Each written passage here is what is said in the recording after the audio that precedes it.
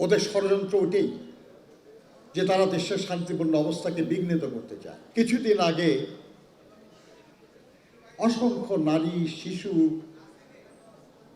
শ্রমিক, ছাত্র জনতা জীবন দিল। সেই দেশে ষড়যন্ত্রকারীরা আমাদের দেশে যারা ফ্যাসিবাদের বিরুদ্ধে লড়াই করেছে তাদেরকে হত্যার চেষ্টা করছে।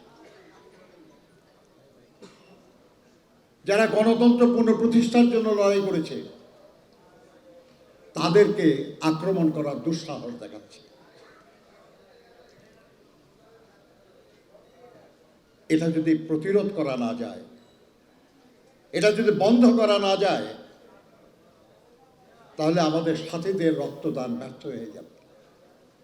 যারা 16 বছর ধরে গুম হয়েছেন, খুন হয়েছেন, আহত হয়েছেন, নিপীড়িত হয়েছেন, অসংখ্য মামলায় জর্জরিত হয়েছেন, তাদের সবার ত্যাগ মিথ্যা হয়ে যাবে।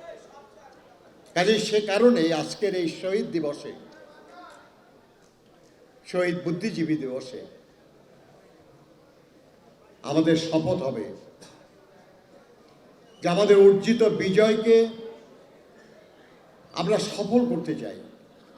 এই বিজয়কে কাজে লাগিয়ে আমরা সামনের দিকে এগোতে চাই।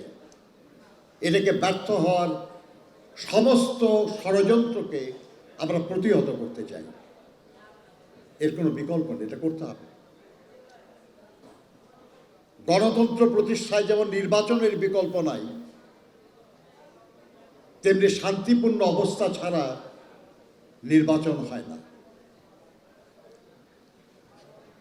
ওদের ষড়যন্ত্র ওইটাই যে তারা দেশের শান্তিপূর্ণ অবস্থাকে বিঘ্নিত করতে চায়।